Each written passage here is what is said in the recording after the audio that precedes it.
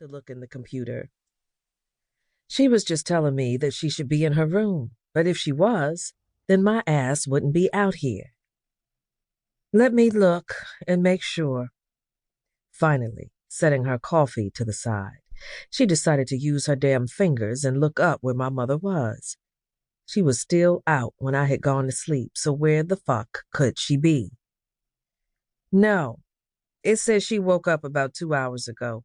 The doctors and nurses checked on her and she was supposed to be resting. Let me call security. She wasn't discharged, so she should have been in her room. She picked up the phone and I was finally feeling a little satisfied. At least her ass was trying to do something now. Looking down at my feet, I realized that I was still in just a pair of socks. I needed to put my shoes on in case my mother had walked out of this hospital and I had to go find her.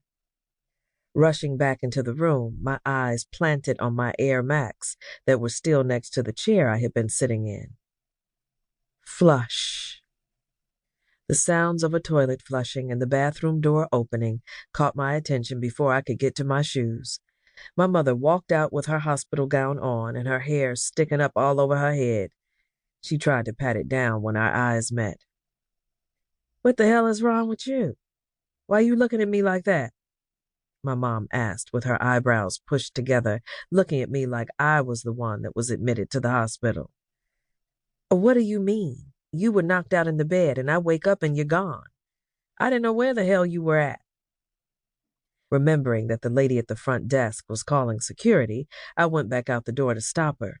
There were 2 men in rent-a-cop security outfits. The lady behind the desk looked at me and I looked at her. "My mom's already in here. Sorry."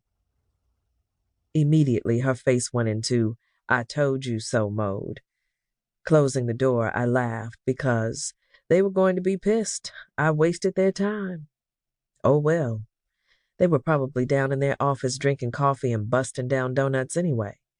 My mother was getting back in the bed and the back of her hospital gown opened, revealing her bare ass. "Ma, cover yourself up." I shielded my eyes from her as I walked over to the chair I had been occupying for the last 10 hours. "Girl, you can see my ass. Shit. You almost got shitted on when I pushed you out." Instantly, my nose and face scrunched up at the thought of her shitting on my head as she pushed me out. I was never having kids because shit like that was just nasty. "Mom, that's nasty as hell. Please don't say that again." Sitting down, I picked up my phone and saw that it was 7:30 in the morning. I needed to get my mom together so I could go handle business. But first, I needed to be real with my mom. "It's true, hell," she continued. "Mom, okay." I shook my head side to side. "I need to talk to you." I was wearing a straight face and my tone was low and steady. She needed to know that this conversation was serious. It was my last straw. I felt like a fed-up parent at this point, and it's not how I was supposed to feel with my mother. She was supposed to be making sure I was good, because if she had really paid any attention, she would know I wasn't. Shit, it was hard for me some days, no matter how hard I tried to put a front on.